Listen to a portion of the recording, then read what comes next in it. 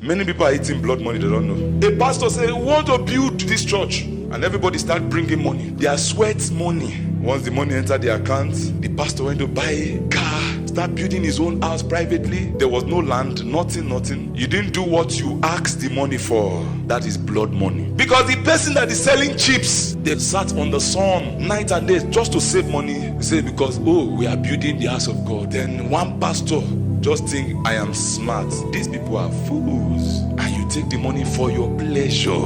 You are eating blood money. Even those they share the money with are partakers of that blood money. When Judas saw Jesus and returned the money back, the Pharisee, they said, no, don't take that money back to the temple. He said, that money is blood money. If somebody take money that is supposed to be for church to buy land, that land is a blood land. If you buy a car, it's a blood car. If you defraud anyone and the person pay you money and you say the person is a mugu, is a fool, you have duped that person and you use that money to be buying land, buying house. Everybody, both your father, your mother that is eating that money, your wife, everybody, your children, they are partakers of blood money. If a politician now is taking all the money of a nation and is swiping it to another nation, is saving it for his family, and people are dying of hunger in that nation, or you are doing construction, they gave you money to do road, you only brought small money to do the road. People pass through that road and accidents always occur that place. People die. That money you are eating is blood money.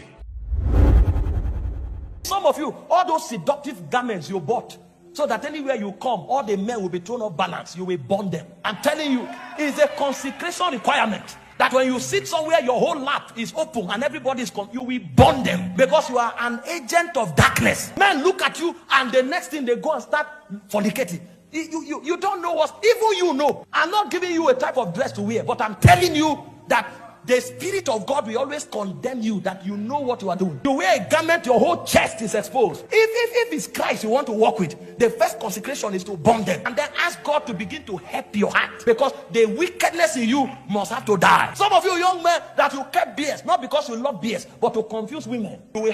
You will keep a clean shave for a long time. A long time. It's called come out from among them. I'm telling you, if you lie down in church and cry, you will not be part of God's agenda, because you are still a medium that Satan is using. It's beyond, come to church, lift hand, and you are singing and dancing. Listen, kingdom is not about excitement. It's the convergence of sons who are willing to pay the price until the kingdoms of this world becomes the kingdom of our God and of his Christ. You are here, you have 3 apartments. You kept 3 different ladies there, wasting their destiny, and you think you have children, and you think you have a daughter that will become anything. You have wasted so many destinies. You will go back, apologize to those women, and burn those bridges. Let me be clear. I don't condone people stealing. I don't condone people embezzling. I don't condone people taking what does not belong to them. I am against all these things. And I believe that people should treat others fairly. And if you did not know that, know it from now and try to amend your ways. That being said, I don't believe that because you did something wrong, so your children will suffer. Like you see many of God saying here, that because you stole money that was meant for a road, your children will suffer the consequences. Well, I get the fear-mongery. I get why that is being said. I get the context of the conversation. But in reality, things don't work that way. I get the fact that sometimes you might want to scare people into becoming good citizens. I understand. I mean, my parents scared us when we were children all the time, right? And that might have played some part into what we are today. I give it to that. I give it to them. But my point is, if you try to scare adults with stuff like this, it doesn't really work. And the honest truth is, it doesn't really work. Now, let me explain. You hear the man of God Michael Owokpo saying that if you don't dress properly, which I will take a step backward and say something before I continue with my thoughts. Always dress properly. It is always very, very important for you to dress properly. You must dress according to the occasion. People judge you by just looking at you, which I know is wrong, right? You cannot just judge a book by its cover, but people do that a lot, and we all must admit that. People judge you by just looking at you. So it's always important for you to put up a good appearance. Dress nicely, dress neatly, and dress responsibly. That is how you should do it.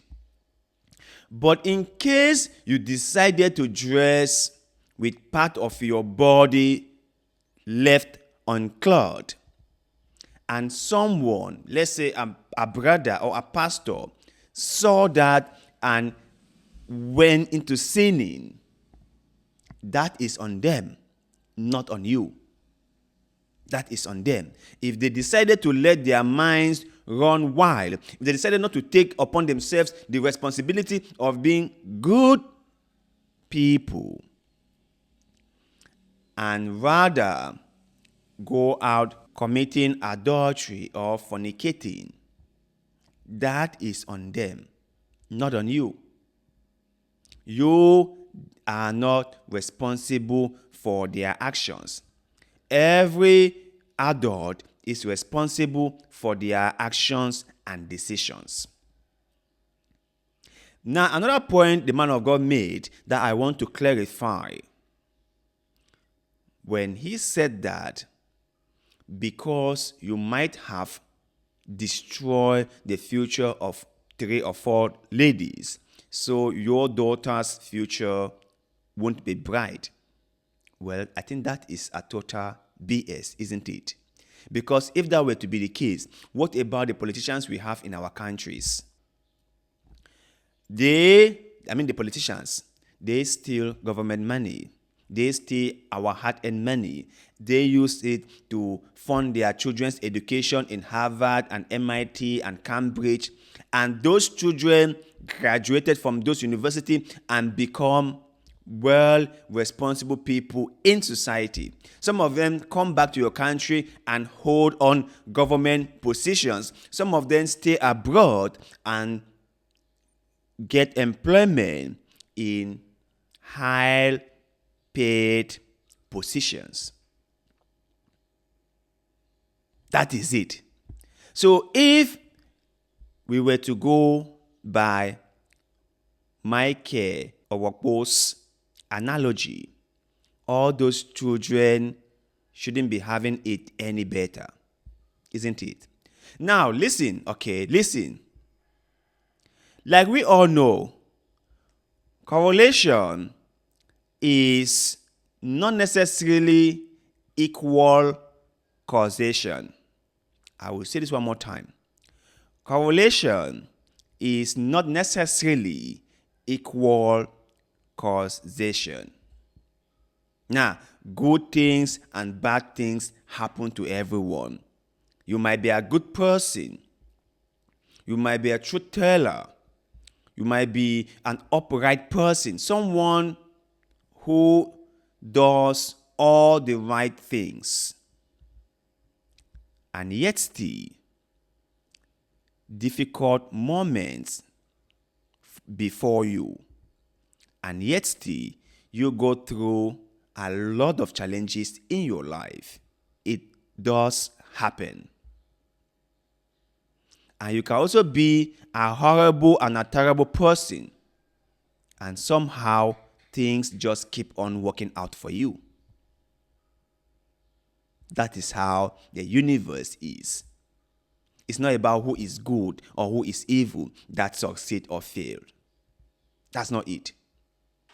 That's not it. But then again, like I said before, I do not condone stealing. I do not condone people hurting one another. I just want to clear the air. I just want to make people very, very clear that even though someone is a terrible person, it doesn't mean that their children will suffer the consequences of their actions, because everyone is responsible for their own actions. Now, the parents might or might not suffer the consequences of their actions, but the children will not suffer for what the parents did. That is my point.